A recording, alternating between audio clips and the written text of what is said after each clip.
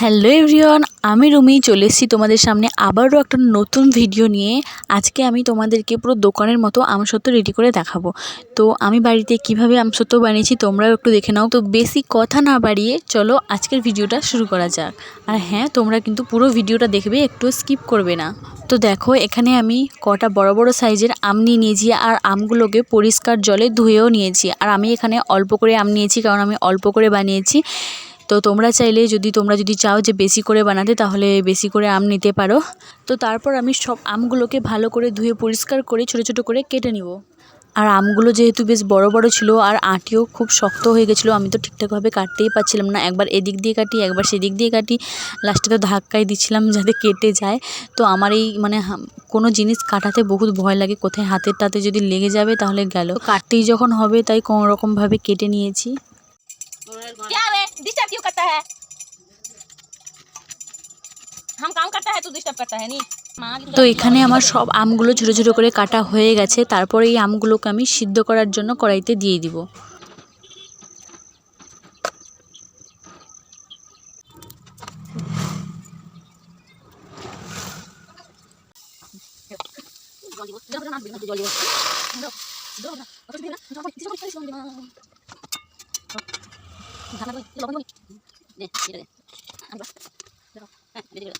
তো আমটা যাতে তাড়াতাড়ি সিদ্ধ হয়ে যায় তাই আমি এখানে একটু লবণ ব্যবহার করেছিলাম। তোমরা চাইলে লবণটা একদম দিয়ে দিতে পারো, পুরো পরিমাণটাই দিয়ে দিতে পারো। আমি এরকম দিইনি, আমি প্রথমে একটুখানি সিদ্ধ করার জন্য দিয়েছি, তারপর আবার পরেও দিয়েছি।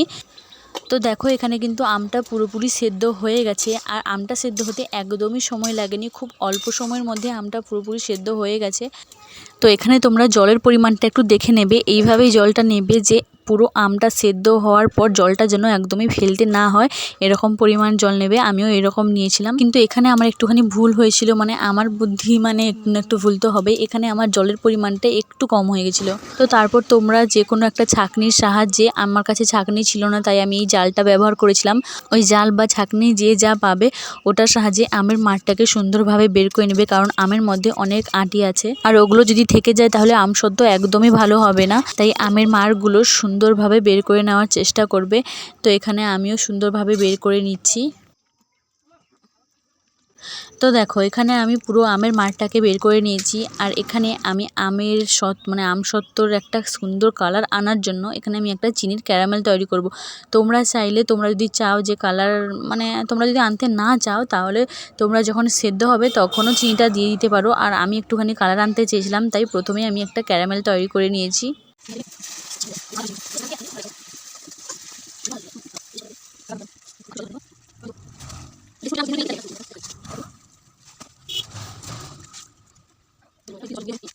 তো এখানে আমি বেশি জাল দেবো না, বেশি জাল দিলে চিনিটা পুড়ে গিয়ে তেতো হয়ে যাবে।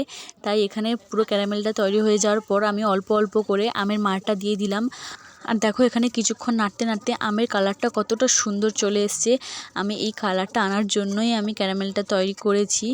তো তারপর এখানে আমি আমসত্ত্বটাকে টেস্টি করার জন্য এখানে একটুখানি লঙ্কা গুঁড়ো আর জিরে গুঁড়ো দিয়েছি। তো তোমরা চাইলে আরও অন্যান্য মশলাপাতিও ব্যবহার করতে পারো। আমার কাছে এই দুটোই মশলাপাতি ছিল তাই আমি এগুলোই ব্যবহার করেছি। তো তারপর দেখো, এখানে আমি দুটো থালা নিয়েছি, স্টিলের থালাই নিয়েছি। তো থালাতে সর্ষের তেল ভালোভাবে মাখিয়ে নিয়েছি, কারণ যাতে শুকনো হওয়ার পর আমের সত্ত্বটা সুন্দরভাবে উঠে আসে। তাই এখানে আমি সর্ষের তেল মাখিয়েছি, তোমরা চাইলে সাদা তেলও ব্যবহার করতে পারো। তো এখানে দেখো, আমটাকে ওই যে আমের যে কি বলে ওটাকে, যাই হোক, আমটাকে থালায় নিয়ে নিয়েছি। তো সুন্দরভাবে চারিদিক গড়িয়ে নিয়েছি, তারপর এখানে রোদে দিয়ে দিয়েছি। তো এখানে আমি 2 দিন রোদে দিয়েছি। 2 দিন রোদে দেওয়ার পর আমি আমসত্ত্বটাকে তুলে নিয়েছি। তো তোমরা একটুখানি ওয়েট করো, না তোমাদেরকে তো ওয়েট করতে হবে না, আমাকেই ওয়েট করতে হবে। তো দেখো, আমসত্ত্বটা শুকানোর পর কতটা সুন্দর হয়েছে তোমরাও দেখে নাও।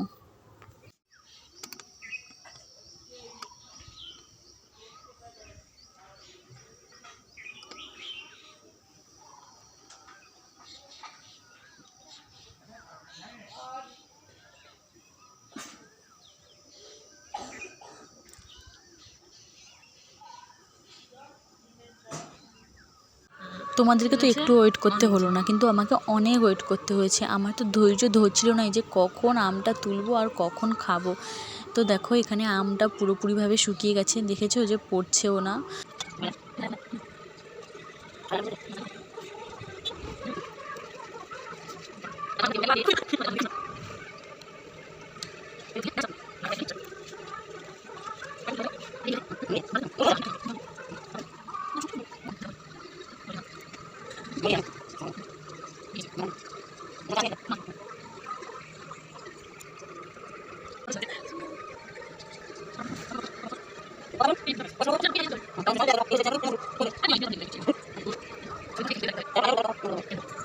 তো এখানে প্রথমেই আমি টেস্ট করে নিয়েছি, তারপর বাবাকে দিয়েছি টেস্ট করতে।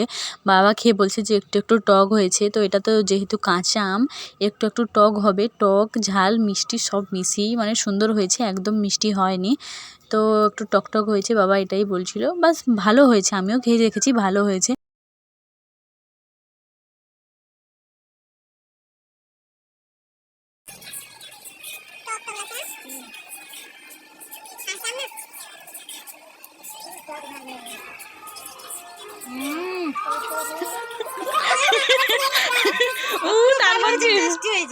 দারুন দারুন।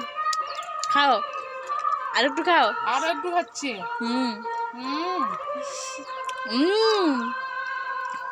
রিনা জানাকে ডাকো।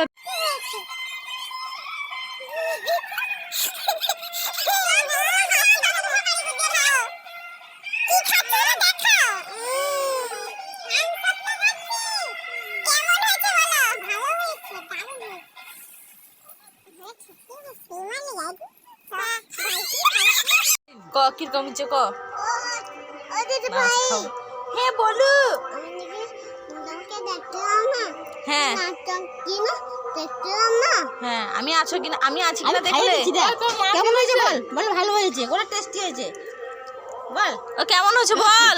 তো যাই হোক, সবাইকে তো টেস্ট করালাম, সবাই বলেছে যে ভালো হয়েছে। এবার তোমরা বলো কেমন হয়েছে। তোমরা যেহেতু টেস্ট করে বলতে পারবে না, তাই তোমরা দেখেই বলো কেমন হয়েছে।